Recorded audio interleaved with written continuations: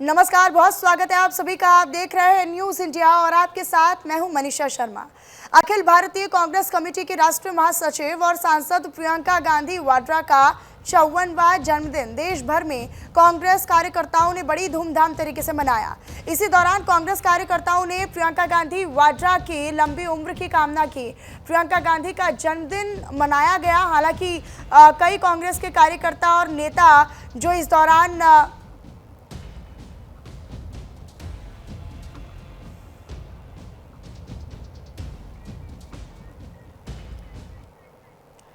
तो देखिए, अलग अलग शहरों से दरअसल प्रियंका गांधी वाड्रा के जन्मदिन की तस्वीरें भी सामने आई। प्रियंका गांधी वाड्रा का जो जन्मदिन था 54वां, वो मनाया गया बांदा में, फतेहपुर में, अमरोहा, श्रावस्ती, भिवानी, हरियाणा, इन तमाम इलाकों में। दरअसल ये कांग्रेस कमेटी के जो कार्यकर्ता थे, उन्होंने राष्ट्रीय महासचिव कांग्रेस की और सांसद प्रियंका गांधी का जन्मदिन मनाया।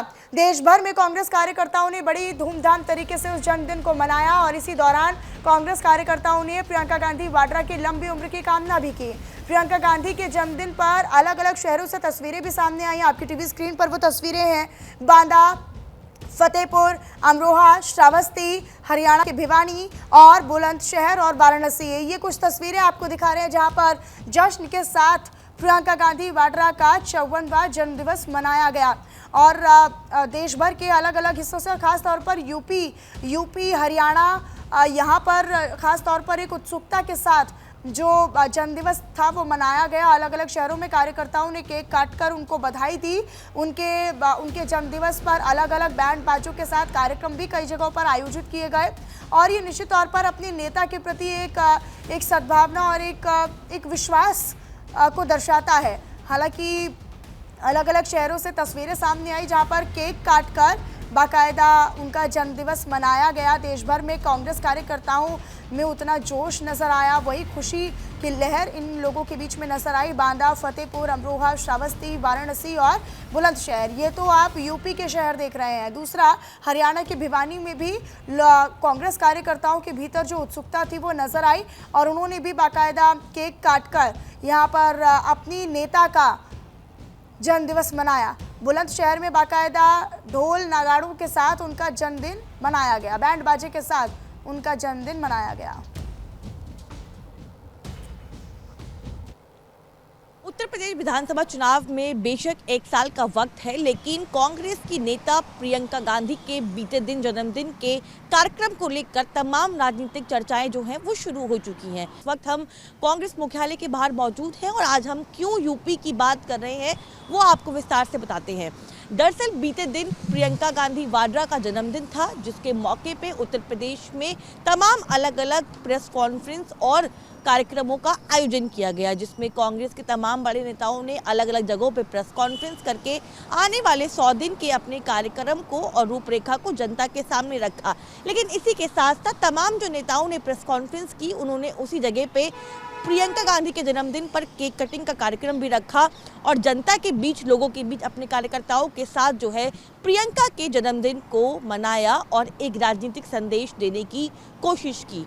दरअसल कई दशकों तक प्रियंका गांधी कांग्रेस पार्टी की तरफ से यूपी की कमान संभालती आई हैं और आज भी प्रियंका गांधी बतौर प्रभारी तो नहीं, लेकिन फिर भी उत्तर प्रदेश की राजनीति में तमाम उन फैसलों के बीच में दिखाई देती हैं जो यूपी को लेकर लिए जाते हैं। दरअसल कांग्रेस पार्टी एक लंबे समय से गठबंधन की राजनीति कर चुकी है और गठबंधन की राजनीति में मिली हार के बाद अब कांग्रेस अपनी जमीन को मजबूत करना चाहती है और इसी कड़ी में अब बिहार की हार के बाद कांग्रेस ने एक सबक लेकर उत्तर प्रदेश की चुनावी रणनीति को और अपनी जमीन को मजबूत करने की तैयारी शुरू कर दी है। दरअसल कांग्रेस पार्टी बीते दिनों से पूरे उत्तर प्रदेश में कई कार्यक्रमों का आयोजन कर रही है, जहां पे वो अपने कार्यकर्ताओं को मजबूत करने का और बूथ से लेकर जिला तक, जिला से लेकर विधानसभाओं तक अपनी रणनीति को, अपनी पार्टी को मजबूत करने की कोशिश कर रही है। दशकों से कांग्रेस पार्टी उत्तर प्रदेश में अपनी जमीन को खो चुकी है और अखिलेश यादव के साथ गठबंधन की राजनीति करती हुई दिखाई दे रही है। लेकिन बिहार चुनाव खत्म होने के बाद और तमाम परिणामों को सामने देखने के बाद कांग्रेस को ऐसा लगता है कि गठबंधन में दूसरों पर निर्भर होने की बजाय कांग्रेस को अब अपने संगठन को, अपनी पार्टी को भी मजबूत करना होगा। और खास तौर पे जब उत्तर भारत की बात आती है तो उत्तर प्रदेश और बिहार सबसे ज़्यादा अहम भूमिका निभाते हैं। मौजूदा वक्त में कांग्रेस पार्टी के अविनाश पांडे जो है वो प्रभारी हैं, लेकिन आज भी तमाम जो फैसले होते हैं उत्तर प्रदेश के, चाहे वो कमेटियों में किसको शामिल करना है, चाहे वो रणनीति हो, रूपरेखा हो, तमाम फैसले हैं वो आज भी प्रियंका गांधी के फैसलों के बाद ही होते हैं। यानी यूँ कह सकते हैं कि प्रियंका गांधी ऑफिशियल तौर पे तो यूपी की प्रभारी नहीं है, ना ही इनके पास जिम्मेदारी है, लेकिन आज भी उत्तर प्रदेश के तमाम फैसलों में प्रियंका की भूमिका को रखा जाता है और उनसे बिना पूछे कोई फैसले नहीं लिए जाते हैं। और यही देखते हुए कहा जा रहा है कि विधानसभा चुनाव से पहले यूपी में अखिलेश के सामने कांग्रेस एक लंबा और एक मैसेज देना चाहती है, एक संदेश देना चाहती है कि कांग्रेस कमज़ोर नहीं है, कांग्रेस के पास भी चेहरा है और वो चेहरा प्रियंका गांधी है। चलिए आगे बढ़ लेते हैं। अब आपको बताएं चल लॉरेंस बिश्नोई गैंग ने फिर से कनाडा में फायरिंग करवाई है और फायरिंग का बाकायदा वीडियो भी सामने आ चुका है। जसवीर ठेसी नाम के एक शख्स के घर पर फायरिंग का दावा किया गया है। सोशल मीडिया पर लॉरेंस गैंग का एक पोस्ट भी सामने आ चुका है। बाकायदा पोस्ट में इस हमले की जिम्मेदारी, इस फायरिंग की जिम्मेदारी इस गैंग ने ली है। लॉरेंस गैंग का गैंगस्टर गोल्डी ढिल्लो ने बाकायदा पोस्ट लिखा है और गोल्डी ढिल्लो का ये पोस्ट साफ तौर पर ये दर्शा रहा है कि किस तरीके से जिम पर फायरिंग की गई और उसकी जो जिम्मेदारी है वो गैंग ने ली है।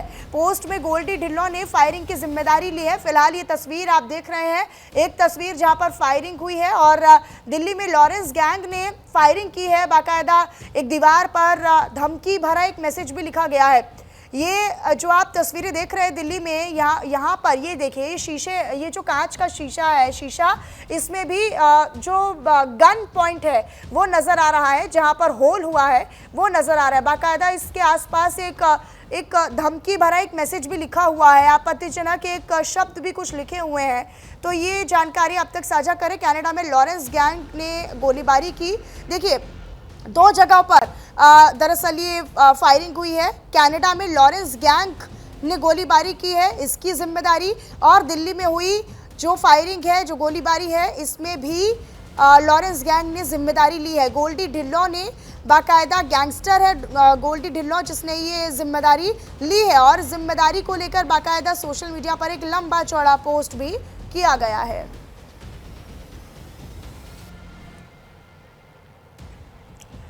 इधर पश्चिम बंगाल में आसनसोल के कुल्टी थाना क्षेत्र के अंतर्गत बड़ीरा इलाके में बीसीसीएल की ओपन कास्ट कोयला खदान में आज एक बड़ा हादसा हुआ। आरोप ये है कि अवैध रूप से कोयला निकालने के दरमियान खदान के भीतर बनी सुरंग अचानक से धंस गई, जिसमें कई मजदूर दबे रह गए। सूत्रों के मुताबिक हादसे के वक्त कम से कम 5 लोग खदान के अंदर ही मौजूद थे। हादसे में अब तक 3 लोगों की मौत की पुष्टि हो चुकी है, जबकि बाकी 2 लोग गंभीर रूप से घायल हैं। घायलों को आसनसोल जिला अस्पताल में भर्ती करवा दिया गया। हादसे की खबर फैलते ही खदान के आसपास सैकड़ों लोगों की भीड़ जमा हो गई। मृतकों और लापता लोगों के परिजन घटनास्थल पर पहुंच गए। परिजनों का सीधा आरोप है कि कोयला माफिया से जुड़े लोग इन्हें इलाके से हटाने की कोशिश कर रहे थे। बीसीसीएल की ओपन कास्ट कोयला खदान धंस गई, लेकिन ये भी जानकारी है कि अवैध तरीके से जो खनन है वो यहाँ पर किया जा रहा था, जो कोयले का खनन है वो किया जा रहा था, जिस कारण लोगों को भारी दिक्कतों का सामना हमेशा ही करना पड़ रहा था। लेकिन इस बार ये बड़ा हादसा हुआ है जो कि बहुत सारे सवाल भी पैदा करते हैं। 2 जो इसमें लोग हैं वो घायल हैं, बाकी 3 की मौत की पुष्टि हो गई है। शुरुआत में मृतकों का आंकड़ा 2 था, लेकिन फिर वो एक इलाज के दौरान जब मौत हुई है तो वो मृतकों का आंकड़ा बढ़ गया है और बढ़कर वो 2 से 3 हो गया है।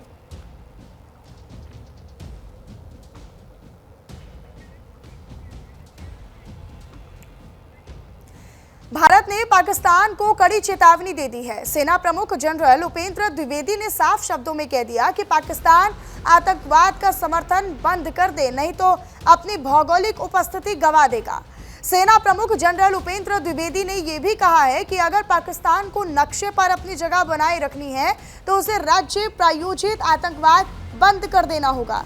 राजस्थान के अनूपगढ़ में बोलते हुए जनरल उपेंद्र द्विवेदी ने ये कहा कि एक देश के रूप में भारत पूरी तरह से तैयार है। इस बार हम ऑपरेशन सिंदूर 1.0 जैसा संयम नहीं दिखाएंगे। इस बार हम कुछ ऐसा कर देंगे जिसके कारण पाकिस्तान को सोचना पड़ेगा कि वो भूगोल में रहना चाहता है या फिर नहीं। अगर पाकिस्तान भूगोल में रहना चाहता है यानी वैश्विक नक्शे में रहना चाहता है तो उसे राज्य प्रायोजित आतंकवाद को रोकना ही होगा।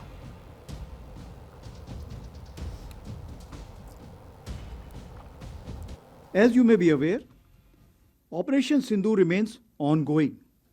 Any future misadventure will be resolutely responded to. Here I must acknowledge the proactive role of all stakeholders at the national level, including CAPFs, agencies, civic bodies, state administration and other ministries, whether it's MHA, MAITI, railways and many more. Operation Sindoor was the best example of tri-service synergy under clear-cut political directive and full freedom to act or respond. 10 minute delivery boy पर सरकार की रोक लग गई है। दरअसल delivery boy की सुरक्षा को लेकर ये बड़ा फैसला सरकार की ओर से लिया गया है। 10 मिनट डिलीवरी का दावा पूरी तरीके से हटेगा। ब्लिंकिट हो, ज़ेप्टो हो, स्विगी हो या जोमेटो हो, ये तमाम प्लेटफॉर्म्स से चर्चा हुई।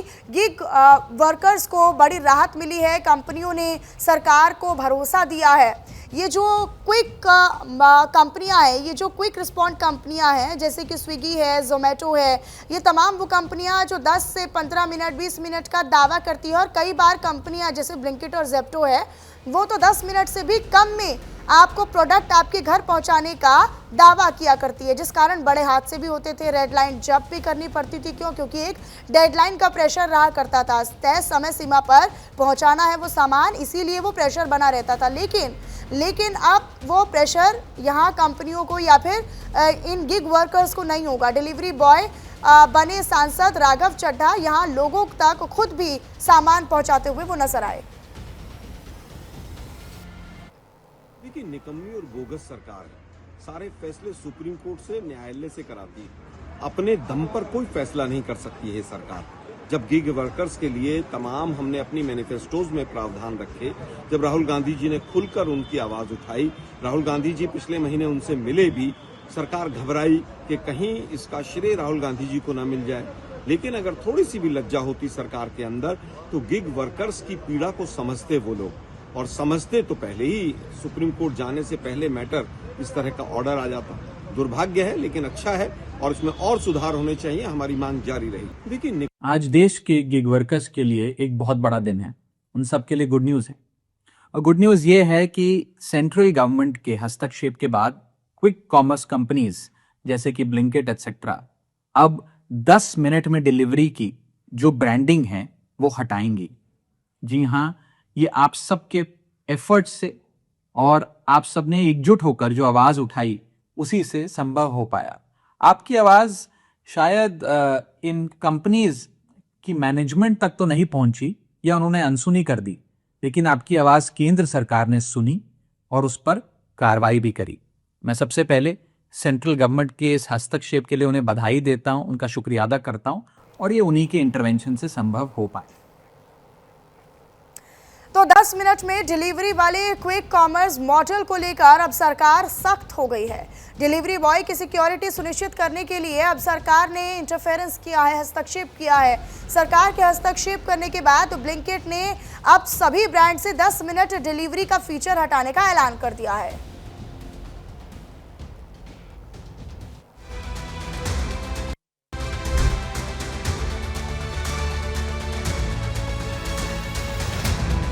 ये गिग वर्कर्स हैं जो आपके दरवाजे तक हर दिन किसी भी वक्त आपकी जरूरत का सामान पहुंचाते हैं।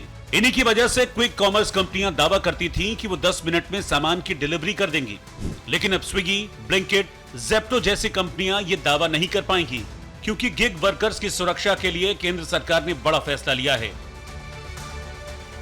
केंद्रीय श्रम मंत्री मनसुख मांडविया ने हाल ही में इन कंपनियों के टॉप अधिकारियों के साथ अहम बैठक की, जिसमें 3 महत्वपूर्ण फैसले लिए गए। श्रम मंत्री ने बैठक में स्पष्ट किया कि कंपनियों का बिजनेस मॉडल वर्कर्स की जान जोखिम में डालकर नहीं चलना चाहिए। 10 मिनट जैसी समय सीमा न केवल राइडर्स के लिए खतरनाक है, बल्कि सड़क पर चलने वाले अन्य लोगों के लिए भी जोखिम पैदा करती है। सरकार अब गिग वर्कर्स के लिए सामाजिक सुरक्षा और बेहतर कार्य स्थितियों पर एक व्यापक पॉलिसी बनाएगी। सरकार के दखल के बाद ब्लिंकिट जैसी क्विक कॉमर्स कंपनियों ने अब 10 मिनट में डिलीवरी का दावा हटा दिया, जिस पर गिग वर्कर्स ने सरकार का आभार जताया। 10 मिनट बंद किया, 10 मिनट को और बढ़ा के ऊपर किया जाए। हाँ तो ठीक है, सरकार ने जो किया है अच्छा किया है। दिक्कत होती थी, मेरा 2 बार तो एक्सीडेंट हुआ है। अच्छा। पैर फ्रैक्चर हुआ है मेरा 2 बार। ये जितने भी राइडर है ना, सबके लिए सेफ्टी का काम किया सरकार ने भैया, क्योंकि ये पहले नहीं था ना, तो 10 मिनट में बंदा कहाँ जाम लगता है, आपको पता है। जब जाम लगेगा तो कितना जाम होता है, बंदा उल्टी सीधी गाड़ी चलाता है, एक्सीडेंट होते हैं। मेरा भी 2-4 बार एक्सीडेंट हो चुका है। ये मेरी उंगली है ना, ये पूरी फट चुकी है, दोबारा इस पे नाखून आया इसी जल्दबाजी के चक्कर में, क्योंकि कस्टमर का भी दबाव रहता है, ऊपर से कंपनी का भी दबाव रहता है इस पर। सरकार के फैसले से गिग वर्कर्स खुश हैं, क्योंकि उन पर स्पीड का मानसिक दबाव कम होगा, सड़क हादसों का रिस्क घटेगा। दरअसल पिछले कुछ समय से सोशल मीडिया और कई मंचों पर 10 मिनट की डिलीवरी सर्विस की आलोचना हो रही थी। लोगों का कहना था कि इतने कम समय में डिलीवरी का दबाव राइडर्स को तेज गाड़ी चलाने और रेड लाइट जंप करने के लिए मजबूर करता है। कम कमाई और 10 मिनट में डिलीवरी के प्रेशर से परेशान गिग वर्कर्स ने न्यू ईयर से पहले 31 दिसंबर को हड़ताल भी की थी। उन्होंने मांग की थी कि 8 घंटे का काम तय हो, इसके आधार पर ओवर टाइम मिले, सरकार न्यूनतम किराया तय करे, इसे सख्ती से लागू कराए, कंपनियां मनमाने तरीके से आईडी ब्लॉकिंग सिस्टम को तुरंत बंद करें, गिग वर्कर्स को हेल्थ और एक्सीडेंटल बीमा मिले, प्लेटफॉर्म बेस्ड कंपनियों को श्रम कानूनों के तहत रेगुलेट किया जाए। गिग वर्कर्स ने 10 मिनट में डिलीवरी मॉडल को खत्म करने की गुहार भी लगाई थी, जिसे सरकार ने माना और क्विक कॉमर्स कंपनियों के साथ बैठक में 10 मिनट में डिलीवरी मॉडल को खत्म करने का फैसला लिया गया। 10 मिनट का निकाल दें तो अच्छे रहेगा, हम लोग के लिए बेहतर रहेगा उस हिसाब से। और अर्निंग जो पहले था 2025 में जो था, अब 2026 आया है, क्या कहते हैं, जहां 2 किलोमीटर का 40 रुपीज था, अब क्या कहते हैं 27 रुपीज ऐसे मिल रहा है। केंद्र सरकार को ये कहना चाहते हैं, हम डिलीवरी बॉय अपने जान पर रिस्क लेकर रोड पे डिलीवरी करते हैं, ताकि हम पर ध्यान दें और हमारे हक मिलना चाहिए जो हम करते हैं। गिग वर्कर्स के लिए 10 मिनट में डिलीवरी मॉडल को खत्म करने का फैसला बेहद अहम है। सरकार के इस फैसले से डिलीवरी राइडर्स के साथ साथ सड़क पर चलने वाले बाकी लोगों की सुरक्षा भी तय हो पाएगी। सबसे पहले मैं केंद्र सरकार का तहे दिल से शुक्रिया अदा करता हूं, उन्हें बधाई देता हूं कि उन्होंने इसमें हस्तक्षेप कर देश के लाखों गिग वर्कर्स के हित में फैसला लिया। उसके लिए मैं तमाम गिग वर्कर्स की ओर से भी केंद्र सरकार को बहुत बहुत बधाई देता हूं। इस संघर्ष की आवाज़ इन कंपनियों में जो सीनियर लेवल पर बैठे हैं, जो मैनेजमेंट है, बोर्ड ऑफ डायरेक्टर्स हैं, शायद उन तक नहीं पहुंची, लेकिन गिग वर्कर्स के संघर्ष की आवाज़ केंद्र सरकार के कानों तक पहुंची और उन्होंने उनकी इस परेशानी को समझा भी और उस पर कदम भी उठाया। उसका स्वागत होना चाहिए। आप सांसद राघव चड्ढा ने गिग वर्कर्स की मांगों को सदन से लेकर सड़क तक उठाया था, सरकार से दखल देने की मांग की थी। गिग वर्कर्स की यूनिफॉर्म पहनकर उन्होंने वीडियो पोस्ट किया था और अब उनकी मुहिम रंग लाई है। 10 मिनट में डिलीवरी मॉडल को खत्म कर दिया गया है। Bureau report, news India.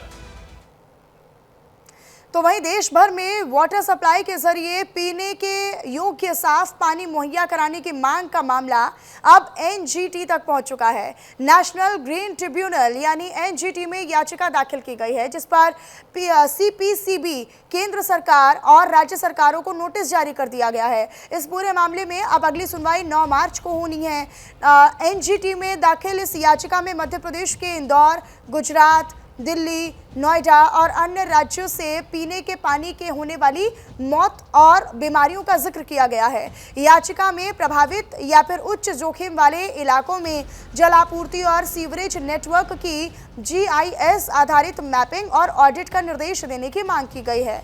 आपको बताएं कि इस याचिका में सीपीसीबी, संबंधित राज्य प्रदूषण नियंत्रण बोर्ड, जिला मजिस्ट्रेट और एक स्वतंत्र विशेषज्ञ संस्थान को मिलाकर एक संयुक्त समिति का गठन करने का निर्देश देने की मांग की गई थी। अब इस पूरे मामले पर हमारे सहयोगी अली शरर ने अधिवक्ता रंजन कृति से खास बातचीत की है, वो सुनवाते हैं। अब एनजीटी में पहुंच चुका है। आज इस पूरे मामले में महत्वपूर्ण सुनवाई हुई। क्या सुनवाई हुई, इस वक्त ज्यादा बात करें हमारे साथ कीर्ति रंजन जो कि अधिवक्ता हैं इस पूरे मामले को, उनसे बातें जानेंगे आज क्या कुछ विशेष रहा। आज कोर्ट में आज दलीलें रखी गई, क्या कुछ हुआ और क्या कोर्ट ने निर्देशित किया? हमने ओरिजिनल एप्लीकेशन फाइल किया था बेंच के आगे। बेंच ने सारे मुद्दों को संज्ञान में लिया है। बेंच ने संज्ञान में लेते हुए इसमें रिस्पोंडेंट्स को, अपोजिट पार्टीज को नोटिस इशू किया है। बेंच ने फर्दर डायरेक्ट किया है कि वो इंश्योर करें कि शुद्ध पेयजल सबको उपलब्ध कराया जाए। क्या अब जो अगली सुनवाई कब होगी और क्या कुछ कोर्ट ने राज्य सरकारों से, जैसे कि तमाम ऐसे राज्य हैं जहां पर दूषित पानी है जिसकी वजह से तरह तरह की बीमारियां फैल रही हैं, कैंसर एक बड़ा मुद्दा बन गया है, बेंच ने अगली सुनवाई 9 मार्च 2026 को रखी है। इस बीच में बेंच ने डायरेक्ट किया है कि सारे रिस्पोंडेंट जितने भी इम्प्लीडेड हैं वो सारे अपनी रिप्लाई फाइल करें। उसके बाद बेंच फर्दर सुनवाई 9 मार्च में आगे की डायरेक्शंस देंगे। अच्छा, अभी तक जो PIL दाखिल किया था उसमें क्या कौन से ऐसे राज्य थे, कौन से शहर थे जहां सबसे दूषित पानी पाया गया था? अभी हमने मुख्य तौर पे 5 जगहों को, 5 इंसिडेंट्स को फ्लैग किया है। सबसे पहले हमने ग्रेटर नोएडा के इंसिडेंट को फ्लैग किया है, फिर हमने इंदौर के इंसिडेंट्स को फ्लैग किया है, पुणे के इंसिडेंट को फ्लैग किया है, बेंगलुरु कर्नाटका के इंसिडेंट को फ्लैग किया है, हमने गांधीनगर गुजरात के इंसिडेंट को फ्लैग किया है। तो इन शहरों में जो भी हमें नॉलेज में थी, हमने इन इंसिडेंट्स को फ्लैग करते हुए हमने पिटीशन फाइल। अब आपको क्या लग रहा है अगली सुनवाई में क्या कुछ हो सकता है? अगली सुनवाई में हम उम्मीद करते हैं कि बेंच जो भी हमारे प्रयास हैं कमेटी कंस्टिट्यूट करने की और जो भी अदर प्रयास हैं जिससे शुद्ध पेयजल लोगों को उपलब्ध कराया जाए, इस पे बेंच डायरेक्शन पास करेगी। तो ये थे अधिवक्ता कीर्ति रंजन जो साथों ने बताया कि अगली सुनवाई NGT में 9 मार्च को होगी। इससे पहले तमाम शहरों की जो राज्य सरकार है उनको अपने जवाब दाखिल कोर्ट में करने होंगे। उसके बाद एक महत्वपूर्ण फैसला कोर्ट की तरफ से आ सकता है। कैमरामैन मनोज के साथ अली शरफ, न्यूज इंडिया, दिल्ली। दूषित पानी। तो वहीं सुप्रीम कोर्ट ने मंगलवार को बच्चों बुजुर्गों पर आवारा कुत्तों के लगातार हो रहे हमलों पर सख्त टिप्पणी की है। कोर्ट ने साफ तौर पर कहा है कि कुत्तों में एक खास तरह का वायरस होता है जिसका कोई इलाज ही नहीं है, यानी ये बीमारी लाइलाज है। रणथंभौर नेशनल पार्क में कुत्तों के काटने वाले बाघ एक लाइलाज बीमारी से संक्रमित थे। कोर्ट ने कहा कि जब कुत्ते 9 साल के बच्चे पर हमला करते हैं तो किसे जिम्मेदार ठहराया जाना चाहिए? क्या उस संगठन को जो उन्हें खाना खिला रहा है? क्या हम इस समस्या से आंखें मूंद लें? कोर्ट ने यह भी सख्त लहजे में कहा कि आवारा कुत्तों को खाना खिलाने वाले डॉग लवर्स एक काम करेंगे, कुत्तों को अपने घर ले जाएं। जस्टिस विक्रमनाथ, जस्टिस संदीप मेहता और जस्टिस NV अंजारिया की बेंच ने आगे ये कहा टिप्पणी करते हुए कि उन लोगों पर जवाबदेही तय होनी चाहिए जो ये कह रहे हैं कि हम कुत्तों को खाना खिला रहे हैं। सरकार कुछ नहीं कर रही है। हम कुत्ते के काटने से बच्चों या बुजुर्गों की हर मौत या घायल होने पर राज्य सरकार के खिलाफ भारी मुआवजा भी तय करेंगे। तो ये टिप्पणी सख्त लहजे में सुप्रीम कोर्ट की बेंच की तरफ से की गई है। कब कब कौन कौन से मामले सामने आए वो आपकी टीवी स्क्रीन पर लगातार दिखा रहे हैं। 11 अगस्त बीते साल 11 अगस्त आवारा कुत्तों को शेल्टर होम भेजने का आदेश सुप्रीम कोर्ट ने दिया था, जिसका विरोध भी सड़कों पर हुआ था। 13 अगस्त बीते साल यानी 2025 में सुप्रीम कोर्ट के फैसले का विरोध हुआ, जिसका मैंने जिक्र किया। सड़कों पर लोग उतर गए, डॉग लवर्स अपने आप को यहाँ पर उतारते हुए और ये कहने लगे कि कुत्तों के साथ अन्याय हो रहा है। 13 अगस्त 2025 में 3 जजों की स्पेशल बेंच को ये केस सौंपा गया और अब इस पर सुनवाई हुई है। 14 अगस्त 2025 में 3 जजों की बेंच ने फैसला सुरक्षित रख लिया था।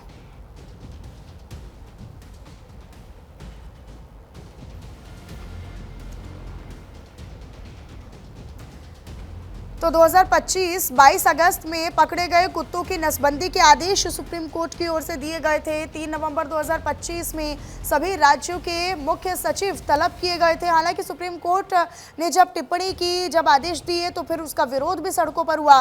फिर 7 नवंबर 2025 को स्टेट नेशनल हाईवे से आवारा पशु हटाने के लिए कह दिया गया। तो ये पूरी टाइमलाइन हम आपको ग्राफिक्स के जरिए दिखा रहे हैं, कब क्या हुआ और किसने इसका विरोध किया। याचिकाकर्ता को वीडियो दिखाकर सवाल होगा, ये 18 दिसंबर को कहा गया, यानी बीते साल जो इस पर पूरा घटनाक्रम घटित हुआ है, जो हुआ है वो हम आपको बता रहे हैं।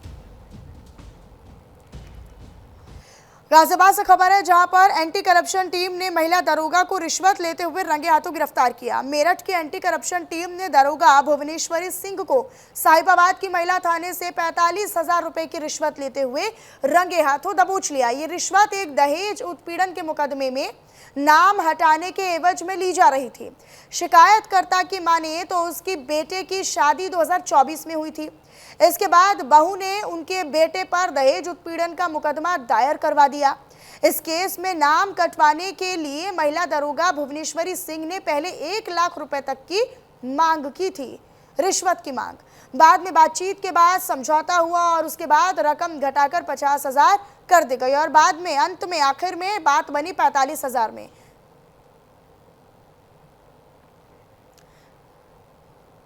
तो पीड़ित ने इसकी शिकायत मेरठ के एंटी करप्शन यूनिट से की, जिसके बाद एंटी करप्शन टीम ने दारोगा को रंगे हाथ गिरफ्तार कर लिया है और जांच में जुटी हुई है। थाना साहिबाबाद परिसर में महिला रिपोर्टिंग चौकी है जिस पर तैनात भुवनेश्वरी देवी को 45,000 रुपए की रिश्वत लेते हुए गिरफ्तार किया है। एंटी करप्शन की जो गाड़ी है यहाँ इस समय खड़ी हुई है और अंदर कार्रवाई चल रही है। हमारे साथ में पीड़ित भी है, उनसे भी बातचीत करेंगे कि आखिर क्या वजह थी, किस चीज के पैसे लिए थे और ये वही चौकी है जहाँ पर ये महिला दरोगा तैनात थी। सबसे पहले आपसे आपका नाम जानना चाहेंगे। मेरा नाम रामपाल सैन। रामपाल जी, जो आज 45,000 रुपए महिला दरोगा रिश्वत लेते हुए पकड़ी गई है, किस चीज के आपने पैसे दिए थे, क्या पूरा मामला है?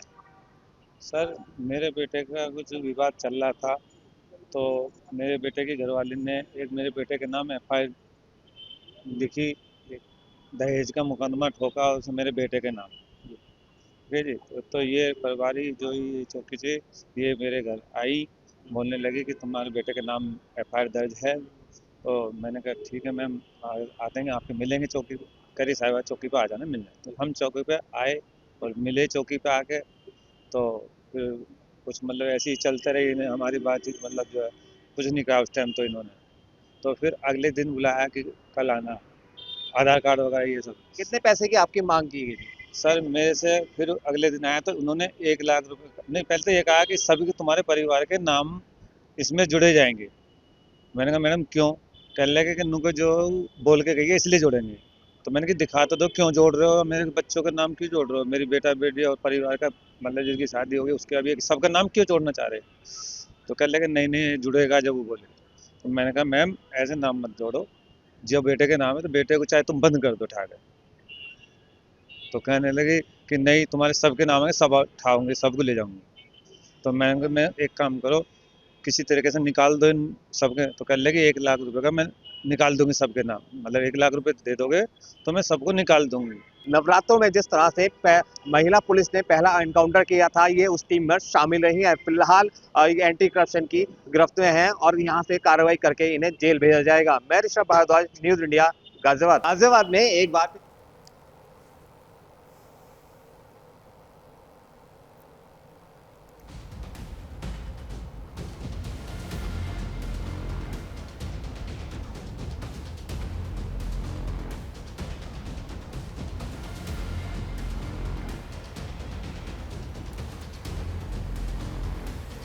आगे बढ़ते हुए आपको बताएं, जहां बुलंदशहर में बेटे ने पारिवारिक कलह के चलते बेटे की हत्या को अंजाम दिया। बेटे ने बंदूक से गोली मारकर वारदात को अंजाम दिया है। हत्या के बाद से आरोपी अबू बकर लगातार फरार चल रहा है। आरोपी को ढूंढने की कोशिश में फिलहाल पुलिस प्रशासन जुटा हुआ है। पिता की बंदूक से गोली मारकर हत्या कर दी गई। हालांकि तो आरोपी बेटे को लगातार तलाशने की कोशिश जो है वो पुलिस कर रही है।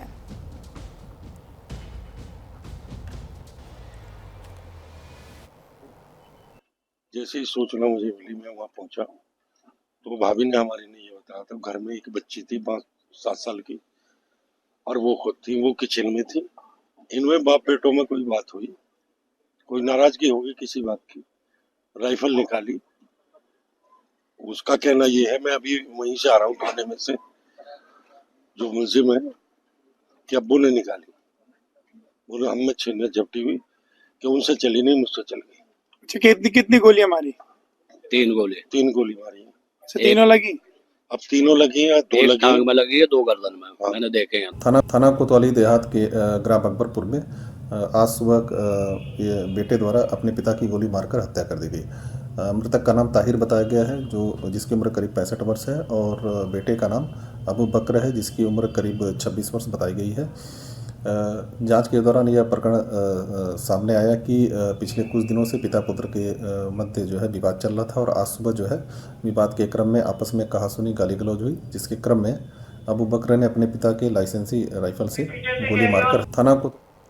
तो ये पूरा मामला बुलंदशहर का था, जहां पर बेटे ने पारिवारिक कलह के चलते अपने पिता की दरअसल गोली मारकर हत्या कर दी। हालांकि उसके बाद से वो लगातार फरार चल रहा है, पुलिस उसकी तलाश में जुटी हुई है। बहरहाल इन्हीं तमाम खबरों के साथ रुक रहे एक छोटे से ब्रेक के लिए। खबरों का सिलसिला लगातार जारी है।